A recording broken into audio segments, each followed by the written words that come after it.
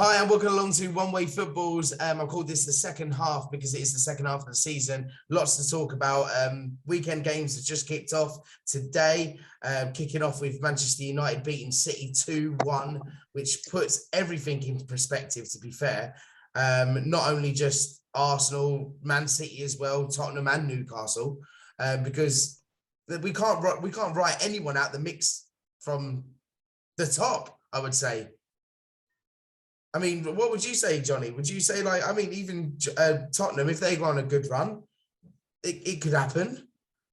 Oh, yeah, I mean, that result today is tightened everything up. I mean, Man City have not been on fire for a while. But, yeah, it's tightened up a lot. I think if Tottenham win tomorrow, it tightens up even more. If you win tomorrow, really, it's in your hands, I think, from there. There's ours to lose, in a sense, yeah. I think you can rule, I'll be honest, and without being disrespectful, I think you can rule Newcastle out. So I do think they just they haven't got that experience of a run. Yeah, but yeah, very interesting results today, top and bottom, actually. Yeah, it's just such an interesting season. We were chatting about this before, Johnny, on Messenger.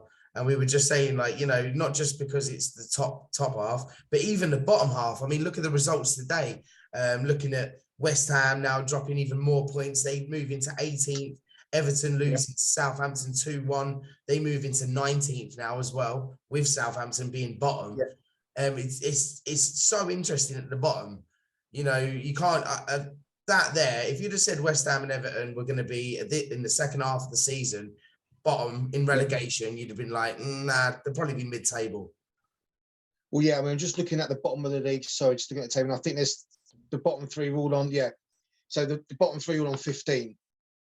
And then really anyone from 13th down can go down. So Forest onwards can go down. And it's all about mentality now. I think Everton are in massive trouble. And I think West Ham are also the same.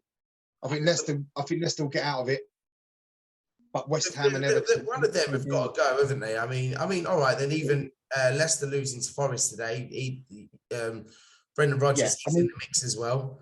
But the thing is, this is what happens. These teams have these bad runs, and they change managers. So really, you would expect Moyes and Lampard to not be in charge in the next couple of weeks. And this is the thing. Someone actually said to me, it'd be actually ironic if both teams swapped managers, because Frank going back to West Ham. I said that, yeah, and I don't see that being that could happen. It could well happen, but the man West Ham need is somebody like Moyes to get them going. But unfortunately, Moyes is the one that's causing it. So I can't see who's out there really. Sorry, I can't see who's out there really to take his job and to keep them safe. I'm not sure who there is. Sean Dyche, maybe? I don't know. I'm not really too sure on the matter. I mean, Ed, what's your thoughts on the bottom three there? Are you a bit surprised to see West Ham and Everton down in relegation? West Ham more so than Everton, to be honest.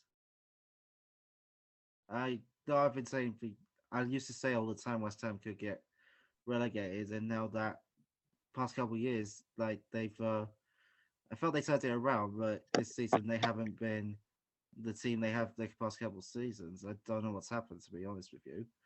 I think definitely agree with Johnny, they need to change of manager, because playing in the championship with that stadium they've got will be a massive laughing stock for them, more so than they are already. Everton as well, they've got a new stadium being built on the docks.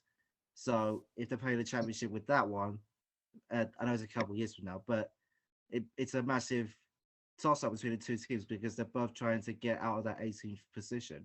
We're talking about like building a new stadium. Now, a bit of a wrong time to start thinking about new stadiums if they're in that position.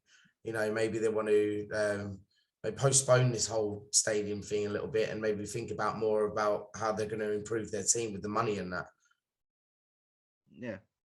I can't really see like we say, there's a long way to go. there's points still to be picked up here, but the way things are looking and the way things are going for their like West Ham, Everton, and Southampton, they're in the mud right now. They are stuck down there in the mud, like they're deep down, you know.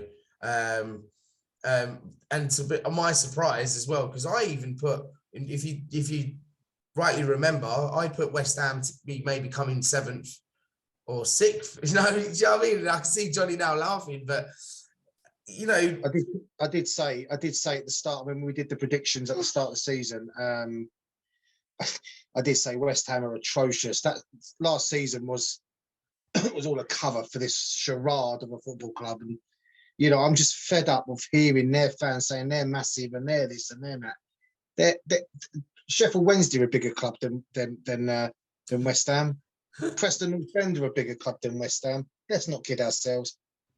I, for one, hope they go down, just so I don't get any more of that in my ear. Because I feel like you're doing a bit of fishing here, mate. You're fishing a bit.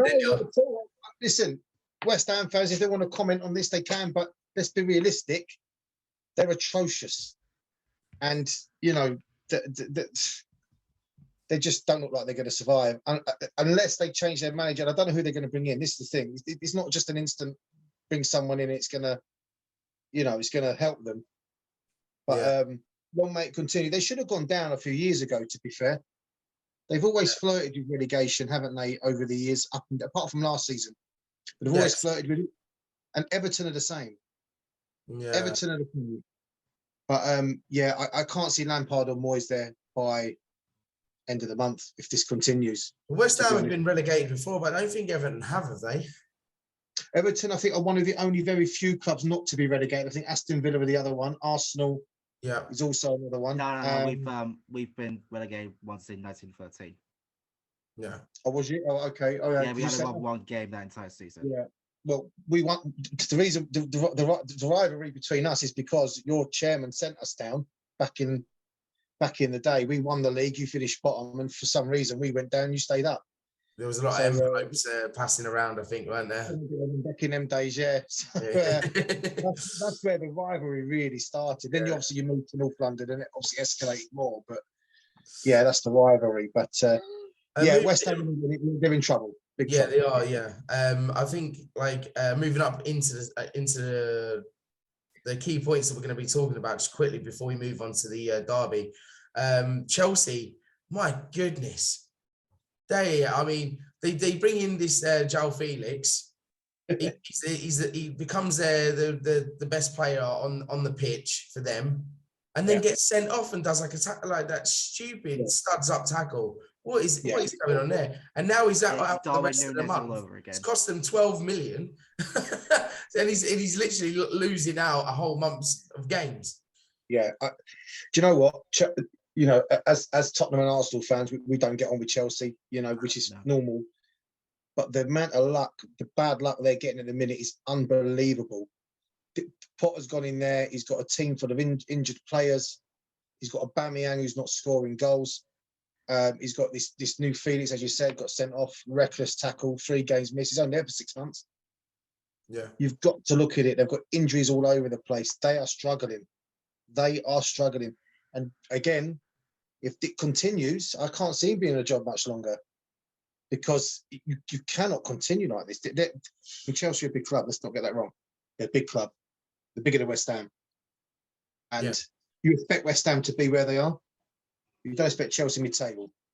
The only thing that could save them is the Champions League. Yeah, and you look when they finished 8th the year they won it against Bayern Munich. So we've seen it before. And they changed manager in between, and Di Matteo won it for them. Yeah. So we'll see. But Chelsea in massive trouble. Yeah, a long may it continue. And you look at it as well. I'm looking at the table now, and you've got literally Aston Villa up their arse, and then just a point above them is Brentford. Sandwiched in between them two, I mean, it's just ridiculous. You would never just put them with Chelsea. And then if you think about it as well, 2 points above them, who lost today against Brighton, which was 3-0, is Liverpool. There's another team that's and I was speaking to a Liverpool fan earlier on, and he was saying, you know, the thing is though, we've not bought the players that we need for years. We need midfielders. and you still The got. thing is, yeah, I get, but the thing is, nobody's talking about Klopp. No one says, well, his job's on the line. Yeah. All right, he's won what he's had to win with them. At the minute, they're going backwards. They're conceding goal. I mean, Brighton are a good side. A very good side under this De Zerbi. He's a good manager, but they're in trouble. They're massive trouble. Only a couple of weeks ago, they were pushing for top 4. Now they're back to 8th again. 8th, yeah. So it's quite. So don't get me wrong, Jack. As you know, boys, football, 2 or 3 weeks, everything can change again. We'll have another chat in 3 or 4 weeks, and that table will turn again. Yes. So he agrees. So yeah, it's still a bit of a way to go yet, but I think come end of March, you'll sort of know who's going to be your top 4 and who's going to be your bottom 3, because you're running out of time by then, to be honest with you. But and then they're squeezing in games like this, like tomorrow. Exactly. You know, we've got Man City on Thursday, so we've got you tomorrow, Man City Thursday, Fulham on Monday, and then Man City again the following week. So yeah, it's all a bit, you know, and this is it. If you want to win trophies, you want to win the league, and I said to you the other day, you've got to beat the best. And that's as simple as that. But don't get me wrong, Man City can go on a 10-game, 11-game unbeaten run. So can Liverpool. I just can't see it with Liverpool this year. Man City can do it. So they've done it before, but we'll see what happens. Obviously, now quickly, last little point. Man United beating City today, which really opens up the whole table at the top half. From you know, I mean, I'm looking at it now. Fulham are doing all right. They're doing all right, to be fair. I think it's their best points tally at this stage in the top flight ever. I think they've done really well. He's a good manager, to be fair. Silva, he's done a good job. But looking at this, I mean, I said Newcastle won't change the top 4. They are still there. Look at, they've only let in 11 goals. I didn't realise it was that little goals they've let in. Yeah, they've not conceded many. I don't know who they've got. They've got a game tomorrow, haven't they? I think. Newcastle tomorrow. Fulham. Tough game. Newcastle, Fulham. Newcastle, Fulham. Yeah, draw. But you know, it's one of them. It is one of them, and it's tightening up at the top. Because now, for them, like to see Fulham up in that spot, and even if they were to get the Europa Conference League, I mean that's a big achievement for a team like that. For sure, and I think this Conference League and maybe even Europa League. Yeah, I think it'll be between Fulham and Brighton this season. I think because they're both playing very good football. Interesting to see both them teams in that kind of state. You know, I'm always one to see like newly promoted teams come up, and you know, unless there are certain teams that I'm just getting fed up with. Say no more, Leeds. But you know, but I like to see change in the league. You know, when you see newly promoted teams come up and they do well, I'm like, oh, good for them. You know. And you know, Fulham, they've just made a massive statement. To be fair, yeah, and don't rule out Brentford as well. They're playing now actually in a few minutes, and what they've done, considering it's their second season, they've done really well. Yeah. Normally, you expect these. Do you know what? Years ago, even 10 years ago, you know, teams like Bournemouth, Brentford, Fulham, they might have a good start to a season, but tail off. It's not happening anymore. No, because they're spending a bit more money. You know, they've got these decent players now, so it's not happening anymore like it used to. Oh, it's like Fulham will fade away, Brentford will fade away. No, they're there. And it's Newcastle, prime example. A little bit of money and they're there. So it's not as cut and dried as it used to be.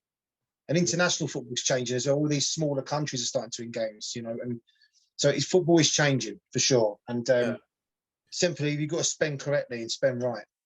Yeah. It's about the money, you're not going to do much. But fair play to Fulham and Brentford, 100%. And also, like with United beating City today, does that put United into a title race as well? Do you reckon? Yes, it does. Yeah. Yes, it does, because they're a point behind City. Yeah. City are favourites to win the league, and they're still five behind you or 6 behind you. 5, yeah. So if City are favourites to win the league at 5 points behind, and Man United only 1 point behind, then they have to be in the title race. If Tottenham win tomorrow, Tottenham are in the title race. Yeah. Well, it's it, isn't it? Yeah. It's all for one now, isn't it? Ed, what's your thoughts on Man United beating City today?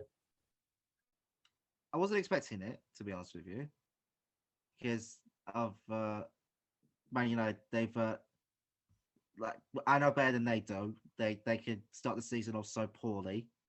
But with that difference is I wasn't expecting them because the amount of money they pump into their squad year after year, they're band average. And now Eric Ten Hag has got rid of Ronaldo and Pogba. These are egomaniacs. They've actually picked themselves up a bit. So most improved team this season for me. And considering the fact So you that say United are the most improved team this season for you. All about Arsenal. we've been doing that for years now. So this is Ten Hag's Improving. first season. Improving. Ten Hag's first season. Ten Hag's first season, though. No, I don't know. I don't know. There was a time where we were all going Arteta out, and we was saying this.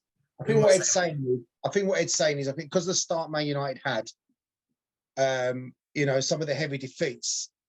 I think they're unbeaten in 9 now, or they've won the last 9 in a row. So I think that's what Ed means. Like that from the start of the season, they've certainly been the most improved side under Ten Hag. The Ronaldo thing wasn't helping them. They've got rid of Ronaldo now. You can see there's a lot more harmony there. Yeah. It's not just me kind of thing. No, exactly. And everyone's going, I haven't played many. Haven't played good teams, but you can only beat what's put in front of you. It's not Arsenal, Tottenham, or Man United's fault that they're playing Southampton or Everton. You can only beat what's put in front of you. It will come where they have to play the big boys like they did today. Yeah, of course. And they won. Yeah, so yes, I understand what it's saying. I just think I agree. I think now they're probably the most improved side. Okay. Considering the start they had. Yeah. Right, down to the nitty gritty. The time we've all been waiting for. The North London derby that makes us sweat every year. It does. Especially for Arsenal fans, because obviously, like we said before, you come to us, beat us, we go to you beat us. Yeah. It's always kind of going like that. But, Johnny, is there a different feel to this game this time? Yeah, I do. I think because of the way you've played this season, you're top. It sort of, we really need to win tomorrow. So everyone goes, every time we play you, we have to beat you. But this is more because obviously you'll be going, 8 points clear if you win tomorrow? Yeah. And I think it could be, it can be, you can be caught on that, but it's a nice lead to have. And it's in our hands now to stop you doing that. We've got Kulusevski back, I've heard. Bentancur's back. We started to find a little bit of form now. Yeah. The signs are pointing to a draw, I'll be honest. But I actually think Tottenham will win this tomorrow. Not because I'm saying that, but I just actually think we'll beat you. We'll probably lose to City on Thursday, but it's one of them, and it's going to be very tight, very, very tight. Really, I mean, Kane needs one more goal to equal the Tottenham record. To do it against Arsenal is probably just written in the stars for him, isn't it? You can just see it. Yeah. So we'll see what happens. But yeah, I think it'd be a draw. That's just like I say, the signs are a draw. I was saying to Tommy before, I said to him, I'd be happy with a draw, to be fair. Yeah, I don't think we would be happy with a draw. I mean, we like to close the gap on you. Of course. Thing is, as Tottenham fans, we can't worry about what you're doing. You do what you've got to do. As Arsenal, you go and win your games. We can't worry about that. We've got our own issues as it is at the moment. But like I say, the signs of a draw. I do think we'll win, but the signs are there for a draw, to be honest. But it's going to be a very tense afternoon, I think. Yeah. Going forward, yeah. Ed, what's your thoughts going into this derby? I'm very confident. I feel like we can get the result here because keep in mind you beat us there last year and that cost us our top 4 chances. Mm-hmm. So we're coming for revenge. And considering the fact your team hasn't been playing the most convincing football, mm-hmm. as you said, Tottenham are under high pressure in this game. Mm-hmm. And we've known historically, better than I know, Tottenham don't do well under pressure very, very much. We have a very good squad. If the rumors are true that Bentancur and Kulusevski get back, mm-hmm. I'll be a bit more worried. But if they're not starting and you play this football that you've been playing past 4 or 5 games, I'm very confident we can get the result. Fair enough. Fair comment. I'm an Arsenal fan. I fully understand that. What I will say is we didn't stop you getting fourth last season. you had to go to Newcastle and win. Hold on a second, you my didn't mum's do back. Okay. 1 second, I'll be right back. What's going on? I love it. Mum, I'm just in a meeting. There we are. Right. It's told us. Women. That's it. So, Okay, so back to what you were saying. who was that? Was that your PA? My mum. He's telling the PA you'll be a moment. Right, okay, Yeah, so sorry, what I was saying, it was Tottenham didn't stop you getting fourth last season. It was you that stopped yourself getting fourth. You didn't beat Newcastle a few days after. Yes, we beat you at the Lane, but you're still in your hands. yeah, to be So fair, he's got a point. We had that chance to go to Newcastle. You know, if you went to Newcastle and won, you would have got Champions League, but you didn't. the Tottenham thing was just basically if we beat Tottenham, It was brilliant. over. We've kind of done it. We've done it, and it's an early chance, and we've done it against our rivals. But we bottled it, and then the pressure got to us too much, and we went to Newcastle and we bottled it there. Yeah, you know? exactly. I remember the injuries he had last season. I can understand as Arsenal fans the confidence you've got going into this game tomorrow because you're top of the league. You've lost one game, so why wouldn't you be confident? Conte said it right, didn't he? When any team that's at the top of the league has that confidence to go into any game. Of course they do. And any team has to take them very seriously because they're at the top of the league. Of course they do. But, at the end of the day, it's a derby. And as you saw today with the Manchester one, no matter how good you are and how well you've been playing, it's on the day. And it's good. I'm looking forward to it. I'm not one of them. I'm actually looking forward to this one, actually. I don't know why. Maybe I'm just sick. Are you heading to the game, mate? No, so I couldn't get a ticket, believe it or not. But I'm heading off to Forest and the AC Milan Champions League match as well. So, good and I'm looking forward to this one tomorrow. Yeah. Yeah. Okay, then. So let's get up onto our combined 11. Okay, Christ. so I know. Look, Johnny, I know that I feel for a lot of Tottenham fans because I see a lot of combined 11s being thrown about, and I'm going to try and be as fair as possible with this because I do generally think that some Tottenham players would get into this combined 11. It's not all just Arsenal because Arsenal still got their flops or their flaws there. But we're gonna. What formation, lads, would you like to prefer? Would you want to do a 4-3-3? Yeah, we do 4-3-3. 4-3-3. We'll keep it simple. Do 4-3-3, keep it simple. Okay, so we're going to start in goal. As obviously, because you're at home, Johnny, you can kick us off with what your opinion is on the first. Lloris or Ramsdale? I mean, Lloris has got mistakes in him. Ramsdale's got mistakes in him. I'll go for Lloris for the simple fact that he's won a World Cup. That's it. Okay. I've got no other reason for that, to be honest. Okay. That's why we need a judge because it's going to be null and void. I've been looking at Ramsdale's and Lloris's stats in the Premier League app. Ramsdale has had more clean sheets than Hugo Lloris this season. That's my key factor in a goalkeeper. Well, should we go off of this season so far? That's what I'm doing. That's what I'm doing. So so based off the evidence I've seen this season, I'm picking Aaron Ramsdale. Yeah, I will go with Lloris there for that because he's, if we've gone off this season, he's not even his country's number one, is he, Ramsdale? Pickford's ahead of him. He will be eventually. I don't think Pickford's deteriorating. I'll give you Ramsdale. Yeah, I'll give you Ramsdale. You can have him. Okay. We got Ramsdale in goal. Okay, so we're going to go for right back. Johnny, you get to start because obviously you're home. So. Well, any one of yours, really, to be honest. I mean, that's how this is where you could punish us. I mean, our right back, we've got Emerson Royale. I mean, we know what happened last time. Matt Doherty. And who are your right backs? Ben White would probably be the first choice. He's actually played in right back most of the season. He's done really well, and his critics, like Gary Neville and that, he's kind of proved them wrong. He's had a good spell at right back, I think. So, I mean, if I was to go for it, I would say Ben White. What would you say? Who's what? Sorry. Who's your other right back? Tommy. We've got Tommy Asu, but he was injured for majority of the season so far. So Ben White's been playing in that position. The thing is, I would say take one of your right backs, but I can't. Ben White is in the same category as Royal and Doherty for me. I don't know. For me, it'd be We Doherty over Ben White. So it's between Ben White and Doherty, really, isn't it? I'm obviously going to go for Doherty. So I don't rate Ben White. Ah, what are you saying? You're saying Ben White as well, though, Ed? Yeah, Ben White. I think we've been playing a lot better when he's at right back. Right, you So go the final. So James, you can have the final one on that. Whatever you want. I'll write these down.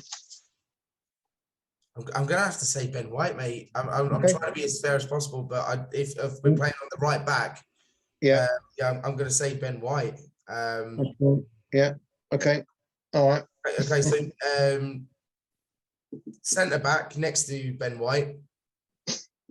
Well, I'm having Romero. I don't care what you boys say. I'm having Romero. You can have one of yours. But would you not put? See, now this is where I would probably have Saliba, and then I would have, hear me out, lads. I would have Saliba and then Romero next to Saliba on the left. I'll take that. Yeah, because to be honest with you, because Gabriel, he has had he's had his faults. He's had a few sending offs. You know, he's been a bit reckless time to time. And I think Romero would probably go in over Gabriel. Well, yeah, that I agree with. Yeah, I mean, I'm happy to have Romero and who'd you say was the other one? Saliba. And Saliba. Yeah, as a centre backs. Yeah, two centre backs. I'm happy with that. So to be honest with you, I would have gone with Longley instead of Romero because that's my preference. You'd have gone with who? Longley. Clement Longley. Do you know what? I like Clement Longley, and do you know what? I'm not the greatest fan of Romero, to be honest. He's a little bit rash, but he's a better defender than Longley. And I just think next to Romero, Dyer, Longley, Sanchez, they're just not really cutting the mustard. So I'm happy with Romero and Saliba, to be honest. There, I'm going to go with that. Well, yeah, I think Romero's better than he was last season. So yeah, I'll go with Romero and Saliba. Yeah, and he's on the cut. Right, left backs, or the left back. Sorry. Go on, Johnny, kick us off. Interesting. We have two in competition at the moment, which is Tierney and Zinchenko. Yeah, I mean, if you're looking at left backs, we've got Perisic and Sessegnon. Thank you. I like the confidence there. Yeah, thank you. No, they're in my head. I was just trying to work out which one. No, but I was like, I like the confidence you had when he called the names out. You went, yeah, thank you. No. Perisic, for me, I think has been one of our top three players this season. Actually, I think he's played really well. He's got a lot of experience, and his crossing is second to none. So I really do like Perisic. And who's your two? Sorry, Zinchenko and Tierney. Well, Tierney hasn't really played, so for me, it's between Perisic and Zinchenko. And I've got to be honest, you've got to say Perisic is the better player. Yeah, you have to. He's experienced. He's, again, helped carry his country to the semi-finals of the World Cup. He's been one of our top three players this season. I'm going with what I want to have Perisic in there over Zinchenko. I think Zinchenko, because obviously it's a tough one for Arsenal fans because obviously the Tierney and Zinchenko thing has been swapped around so many times. And obviously Zinchenko, he was injured at one point. Yep. So we can't really. I mean, Ed, what would you say? Look, I love Kieran Tierney with all my heart. Yeah. Zinchenko is Premier League proven. 4 out of 5 leagues with Man City. Yep. He's done amazing for us. So for me, Zinchenko is clear. but we're going through just this season, let alone. Do you know what I mean? So if Zinchenko had been fit, I think Zinchenko's been better than Tierney for me. Yeah, that's what I'm saying. But given what Mikel Arteta wants, the style he plays, Zinchenko's been better. Yeah, okay. But what Johnny's saying is that, if we're going off of based on what we've seen in the season so far, Zinchenko's actually had like an injury. So Tierney's been playing. They've swapped around so many times. So we can't really base it on, performance. Yeah. This season. So this is what I'm not falling on my sword on. Right, okay. So we'll go with Johnny's decision. I think that's fair. So we've got 2 Tottenham and 3 Arsenal at the minute. So Perisic Romero, Saliba, Ben. Do you know what? Other than Ben White, I quite agree with all that. I'm really not unsure about Ben White, but other than that, I think that's about right. Right, okay then. The So three in the middle then, okay? Interesting, this one. Yeah, I'll let Ed go first for this one. Okay. Well, I'm going to do it all three now because just to get out of the way, I've gone with Partey, Bentancur, and Odegaard. Interesting.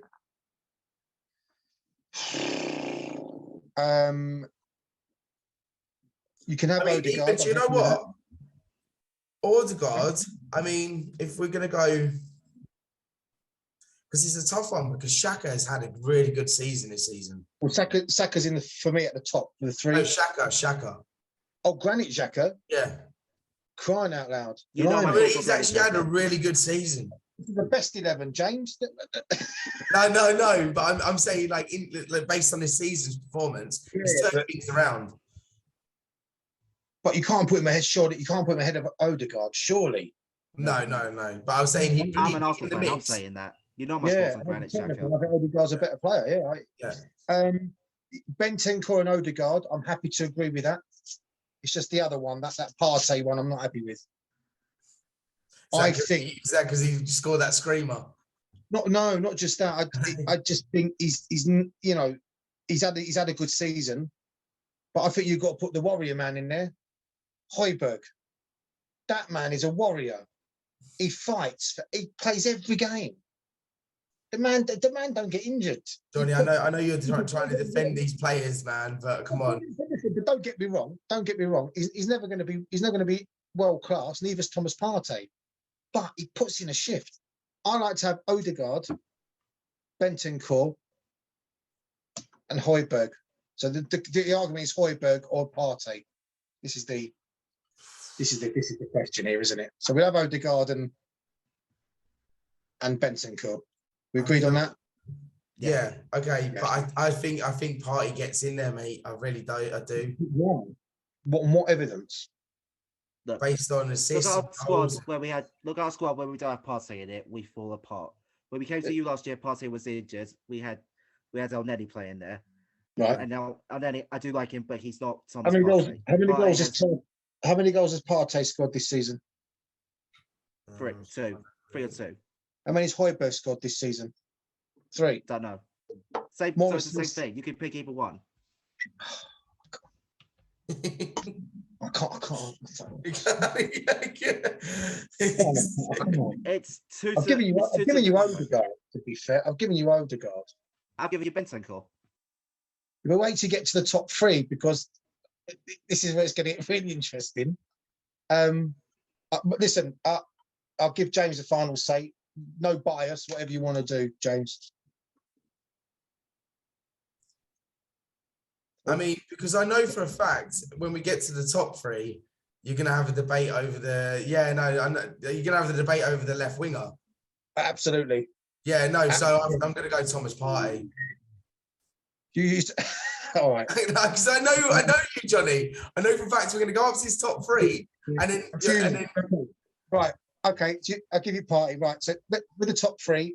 Right. Okay. So let me start on this one quickly. Right. Okay. Yeah. So we've only got 4 bits left, but we're gonna just put him in straight away on the right, Saka. Oh. Who's your 3, James? Well, I was gonna go Saka right, Kane in top, and then Martinelli left. Oh. Even Harry's laughing at that. But Kulusevski's he's had injuries as well, hasn't he? Yeah, but look. But we've got to base it off of like this season. Right. Harry Kane, Saka, Kulusevski. It can only be that. It can't be anything else. You're like going to put Son in there and he's playing so bad. He's like, he should be in there, really. But I'm not going to put him in there because he's playing so bad this season. Yeah, with this season, that's what I'm saying. But even Kulusevski's been injured, isn't he? But when he has played, it's been a wonder.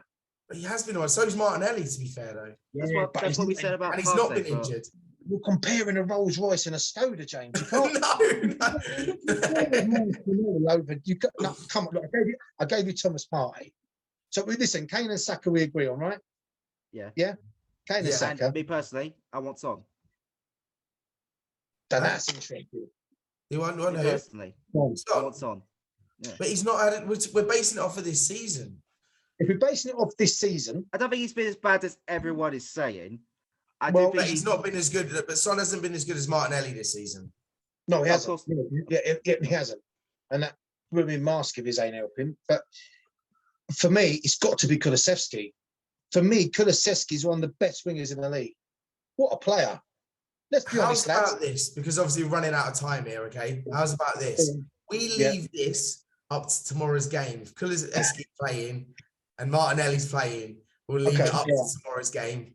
All right. Yeah. all Okay, right. and that's a void. That's a void spot. Okay. Yeah, so we're playing a 4-3-2. Yeah. But So, 10 that players. spot's void. That whoever like wins, and Yeah. if any of them players get that a goal, then they get that spot. Yeah, I mean, all right. Yeah, fair enough. It makes it more interesting as well, doesn't it? On my deathbed, I will never have Martinelli over Kulusevski. Right. Okay. Right. What was the? Can you read us out I've just put it away. So in goal, Okay. Ramsdale. 10? 10. But Ramsdale in goal. Yep. Perisic, Romero, Saliba, Ben White. Yep. Dubious. Odegaard, Bentancur, Partey, Saka, Kane, Kulusevski, wasn't it? Saka, Kane, Kulusevski. He's just coming in from the back, sneaking in. Hang on a minute. Hang on, just before you go. So Harry, who's better, Martinelli or Kulusevski? I think Kulusevski my best player in the whole world. There you go. Right, that's decided. Kulusevski is then, right? It's a draw still. It's a draw.